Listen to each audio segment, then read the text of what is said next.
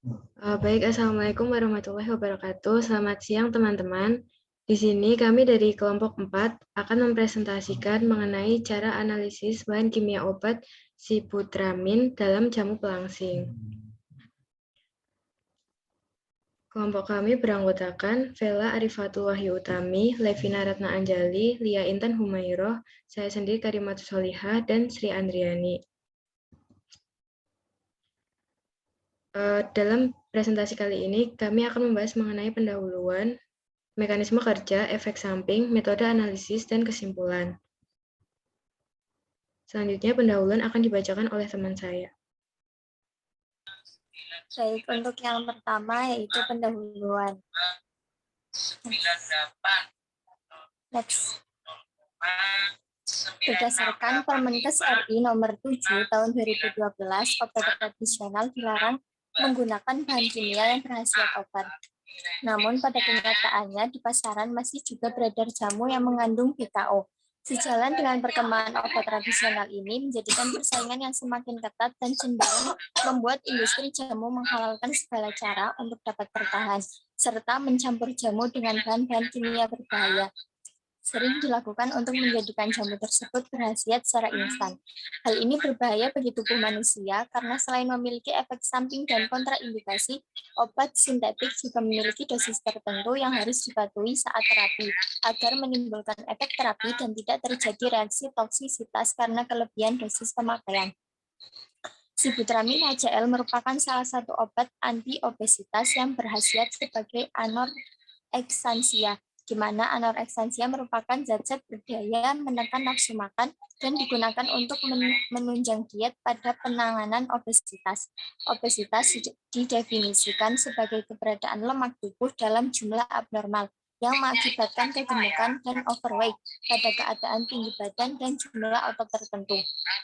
Obesitas merupakan pencetus faktor risiko untuk diabetes dan dapat meningkatkan risiko akan timbulnya hernia, varises, dan artrose pada lutut dan kaki.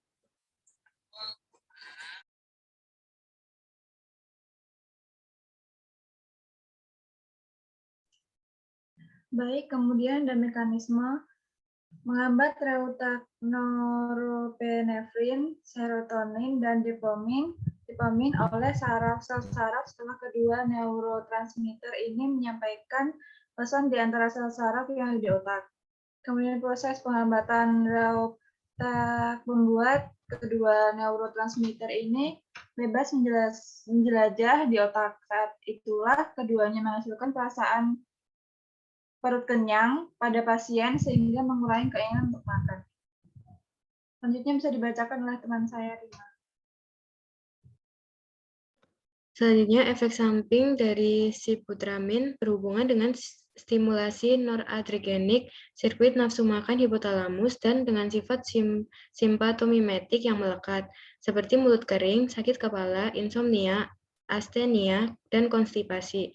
Sibutramin juga dapat menyebabkan perubahan suasana hati karena kontrol homeostasis energi dan suasana hati sering menggunakan sirkuit otak yang tumpang tindih. Karena dorongan simpatis yang meningkat ke sistem CDV atau kardiovaskuler, sibutramin dapat meningkatkan tekanan darah sistolik dan atau diastolik dan denyut jantung sehingga tekanan darah harus dipantau secara teratur. Beberapa pasien mungkin mengalami peningkatan tekanan darah yang signifikan. Oleh karena itu, hipertensi yang tidak terkontrol, riwayat penyakit jantung, gagal jantung, stroke, dan aritmia merupakan kontraindikasi penggunaan obat ini.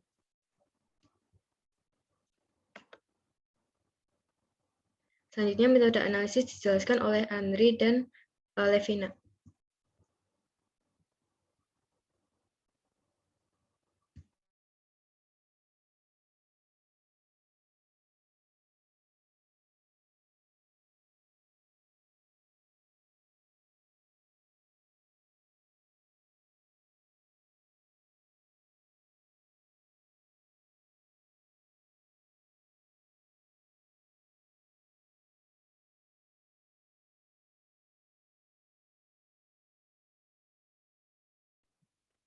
Untuk selanjutnya yaitu metode analisis.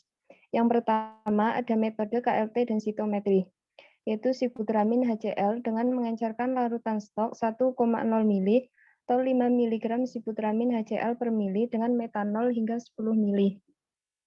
Kemudian pembuatan larutan sampel sebanyak setengah dari dosis tunggal sampel ditempatkan pada labu. Ditambahkan metanol 5 mili dan disonikasi 15 menit dengan penambahan metanol 10 mili. Didiamkan selama 1 jam dan bagian sampel yang larut digunakan sebagai larutan sampel. Selanjutnya, analisis KLT pada plat KLT aluminium foil yang dilapisi silika gel 60F254, yaitu bahan adsorben, dengan fase gerak toluen dietilamina dengan perbandingan 10:0,3. Pemindaian densitometri dilakukan pada 227 nanometer dengan CMAK TLC.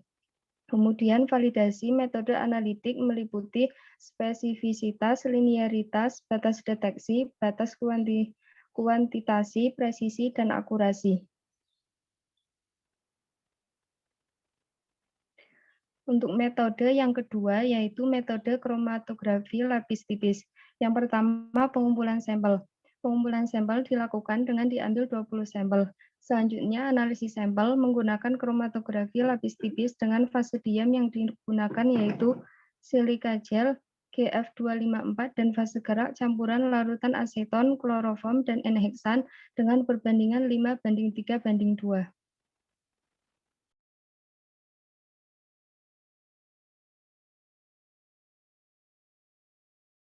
Selanjutnya, metode untuk menganalisis adanya kandungan sibutramin pada jamu pelangsing. Metode lainnya yaitu metode spektrofotometri UV. Yang pertama, pembuatan larutan standar dan kurva konsentrasi dengan ditimbang 10 mg bahan baku, dimasukkan pada labu takar 10 mili dan dilarutkan dengan aqua bidestilata at tanda batas. Dibuat seri konsentrasi 30, 40, 50, 60, dan 70 ppm dari larutan standar plus pelarut aqua bidestilata at 10 mili. Dibaca absorbensinya spektrometri UV pada lambda 225 nanometer. Kemudian triple konsentrasi versus absorbensi hingga diperoleh persamaan regresi linier. Yang kedua, preparasi sampel spektrofotometri UV dengan ditimbang 200 mg sampel secara seksama yang mengandung sibutramin HCl. Diletakkan pada labu takar 25 mili plus aqua bidestilata lalu disonikasi selama 30 menit dan disaring. Dipipet 250 mikroliter plus aqua bidestilata at 10 mili dan dibaca pada spektrofotometri UV dengan lambda 225 nanometer. Sampel jamu yang mengandung PKO dari hasil analisis dengan standar sibutramin HCl diperiksa kembali dengan spektrofotometri UV untuk diperiksa serapan dan panjang gelombang maksimal 225 nanometer.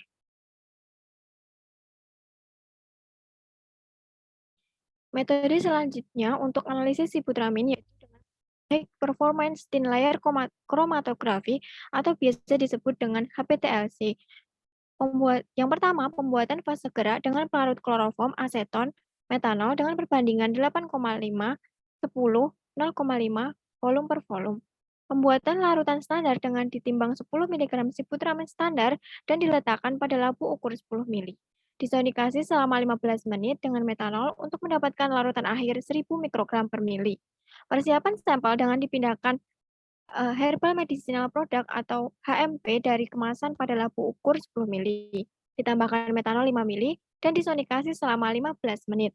Kemudian diekstrak kembali dengan 2 jumlah berturut-turut 2 mili metanol, kemudian ditingkatkan hingga tanda batas dengan metanol. Persiapan sampel konsentrasi 80%, 100%, 120% dengan diambil HMP tanpa sibutramin, triturasi dan dicampur dengan sibutramin standar yang dibutuhkan. Ekstraksi HMP dengan cara campuran sampel tersebut dipindahkan pada labu ukur 10 mili dan 5 mili metanol.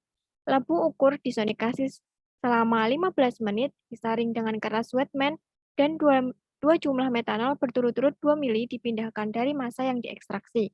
Kemudian ditambahkan metanol sampai batas volume. Metode yang dikembangkan divalidasi sesuai dengan pedoman International Conference on Harmonization atau ICH sehubungan dengan linearitas dan jangkauan, spesifisitas, presisi, akurasi, LOD, dan LOG. Dan didapatkan hasil bahwa metode HPTLC dapat digunakan untuk analisis sibutramin dalam jamu. Kesimpulannya, mekanisme kerja sibutramin yaitu dengan menghambat reuptake norepinefrin, serotonin, dan dopamin oleh sel saraf setelah kedua neurotransmitter ini menyampaikan pesan di antara sel saraf yang ada di otak.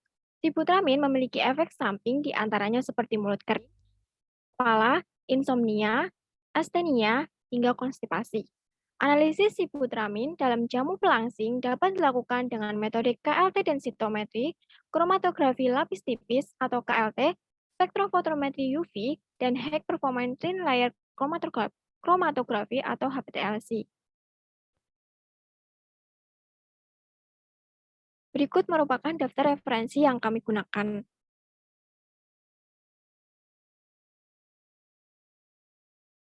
Sekian presentasi dari kami. Terima kasih. Wassalamualaikum warahmatullahi wabarakatuh.